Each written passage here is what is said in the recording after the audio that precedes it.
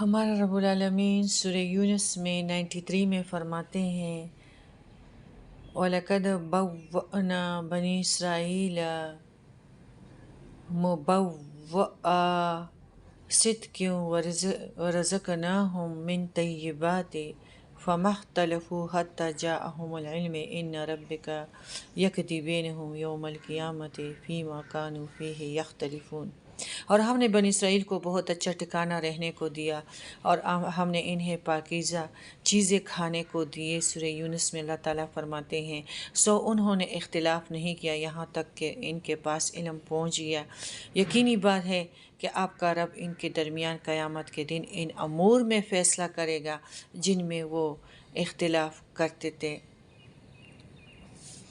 یعنی ایک تو اللہ کا شکر ادا کرنے کے بجائے ان لوگوں نے اختلاف شروع کر دیا، اور اختلاف بھی الا علمی اور جاہلیت، جس طرح آج کل بھی یہ عام ہے، یہ شروع سے یہ سلسلہ آ رہا ہے، جس طرح نبی کریم صلی اللہ علیہ وسلم کے ساتھ بھی ہوا ہے، مکہ والوں نے کیا تھا۔ تو جاہلیت کی وجہ سے، اور پھر جب ان کے پاس علم آ گیا، بلکہ علم آ جانے کے بعد بھی یہی کام کیا، جس کا صاف مطلب یہ ہے کہ یہ اختلاف محض تکبر کی بنیاد پر تھا۔ تو یہ ساری چیزیں فانی ہیں، اور جب یہ دنیا کے ساتھ، فانی کے ساتھ ہم محبت کریں گے تو فنا ہو جائیں گے۔ قائم سے جب محبت کریں گے اور قائم والے نے جو صدا دینے کے لیے بھیجا ہے اس کے آگے جائیں گے تو پھر قائم ہو جائیں گے۔ فانی سے محبت اپنے آپ کو فنا کر دینا ہے، باقی سے محبت ہم کو بقا دے گی۔ انا نقلی چیز ہے، ان چکروں میں نہیں پڑنا چاہیے۔ خودی کیا ہے، اللہ کا بس حکم مانو۔ جو شخص اطاعت میں ہے وہ کبھی گمراہ نہیں ہو سکتا، وہ کبھی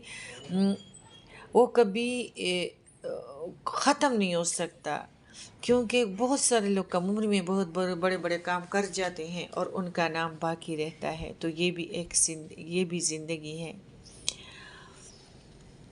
فانی کے ساتھ، دنیا کے ساتھ محبت، انا اور خودی کو نکالنا ہے، اور انا اور خودی والے جو ہوتے ہیں، جو نکالتے ہیں تو وہ اطاعت میں ہیں، وہ کبھی فنا نہیں ہو سکتے۔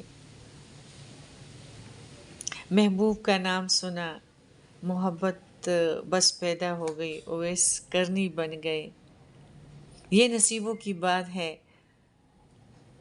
مزاج بڑوں سے بنتی ہیں، یعنی جو ماضی میں ہے وہ مستقبل میں بھی ہوگا، جو ماضی میں نہیں وہ مستقبل میں بھی نہیں۔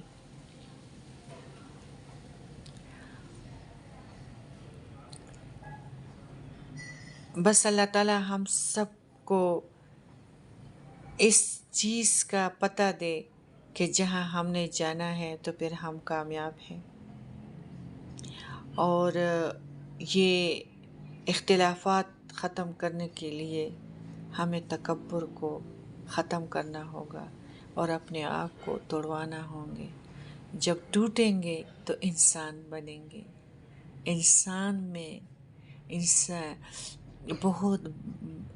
انسان کے لیے بہت کچھ جو ہے اپنے طاقت کے ذریعے سے ختم کرنا پڑتا ہے، اور وہ اپنے اندر وہ ایک ایسا ماحول پیدا کرتا ہے کہ وہ آٹومیٹکلی کم نظری سے بچ سکتا ہے۔ وہ اندھیروں میں چلتے چلتے اچانک روشنیوں میں آ سکتا ہے۔ لیکن یہ سارا فن ہمیں اللہ تعالیٰ نے سکھایا ہے، اور اللہ تعالیٰ نے مشاہدے کے لیے ہمیں قرآن دیا ہے تاکہ اس سے ہم اپنی دامی زندگی آباد کر سکیں۔ جو عاشق رسول ہوئے وہ سورج کے کرنوں میں چلتے ہیں اور وہ روشنیوں میں چلتے ہیں، اور اس نے اس کتاب کو امانت کی طرف سمجھا ہے، اور خود بھی دوسروں کے لیے بھی صدقہ جاریہ بن گیا ہے، اور خود کو بھی ایک کھلی کتاب کی طرح پیش کر دیا ہے. اور یہی جو ہے قرآن پاک عقیدت مندوں کے ذہنوں میں زندہ ہے، اور نبی کریم صلی اللہ علیہ وسلم بھی عقیدت مندوں کے ذہنوں میں زندہ ہے. وہ اپنے آپ کو نفع سے تاوان کی طرف کبھی بھی نہیں لاتے. والعصر کہ انسان کبھی یعنی انسان خسارے میں ہے، اور جو بندے حق پہ ہیں تو وہ بھلائی کی طرف ہے، وہ دین کی طرف ہے. تو ہم کبھی مشرقوں کی طرف پہنچ جاتے ہیں، کبھی مسلمان بن جاتے ہیں. مسلمان یہ نہیں ہے. مسلمان آٹومیٹکلی ایک اللہ کی عبادت میں ہے، اور وہ اللہ کی حکم کو چھوڑ کر دوسری کے نقش و قدم پہ اور دوسروں کے نقل نہیں کرتے. ہمارے رب العالمین سورہ یونس میں آیت نمبر 94 میں فرماتے ہیں، پھر اگر آپ اس کی طرف سے آپ صلی اللہ علیہ وسلم اس کی طرف سے شک میں ہو جس کو ہم نے آپ صلی اللہ علیہ وسلم کے پاس بھیجا ہے، تو آپ ان لوگوں سے پوچھ لیجئے کہ جو آپ سے پہلے کتابوں کو پڑھتے ہیں، بے شک آپ کے پاس آپ کے رب کی طرف سے سچی کتابیں آئی ہیں، آپ ہرگز شک کرنے والوں میں سے نہ ہوں. یہ خطاب عام انسانوں کو ہے، اور نبی کریم صلی اللہ علیہ وسلم کے واسطے سے امت کو تعلیم دی جا رہی ہے، کیونکہ نبی کریم صلی اللہ علیہ وسلم کو تو وحی کے بارے میں کوئی شک ہو ہی نہیں سکتا تھا. جو کتاب پڑھتے ہیں ان سے پوچھ لیجئے کہ قرآن مجید سے پہلے کی آسمانی کتابیں تورات اور انجیل، یعنی جن کے پاس یہ کتابیں موجود ہیں، ان سے اس قرآن کی بابت معلوم کریں، کیونکہ ان میں اس کی نشانیاں اور آخری پیغمبر کی صفات بیان کی گئی ہیں. ہمارے رب العالمین آیت نمبر 95 میں سورہ یونس میں فرماتے ہیں، نہ ان لوگوں میں سے ہو جنہوں نے اللہ کی آیاتوں کو جھٹلایا، کہیں آپ خسارہ پانے والوں میں سے نہ ہو جائیں. یہاں بھی دراصل نبی کریم صلی اللہ علیہ وسلم کو خطاب کر کے امت کو سمجھایا جا رہا ہے کہ تکذیب کا راستہ خسران والعصر یعنی خسارے کا راستہ اور تباہی کا راستہ نہ اپنائیں، اور یہی جو تکذیب کرتے ہیں وہ تباہی کا راستہ اختیار کرتے ہیں. ہمارے رب العالمین آیت نمبر ان الذین حقت علیہم کلمۃ ربک لا یؤمنون والعصر ان الانسان لفی خسر الا الذین آمنوا وعملوا الصالحات وتواصوا بالحق وتواصوا بالصبر. صبر کرنا پڑتا ہے، اپنے آپ کو توڑوانا پڑتا ہے.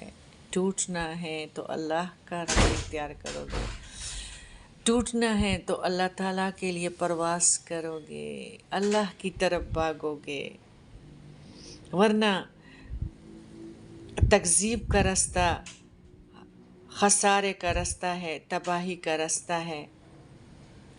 ہمارے رب العالمین 97 میں سورہ یونس میں فرماتے ہیں، گو ان کے پاس تمام نشانیاں پہنچ جائے جب تک کہ وہ دردناک عذاب کو نہ دیکھ لیں.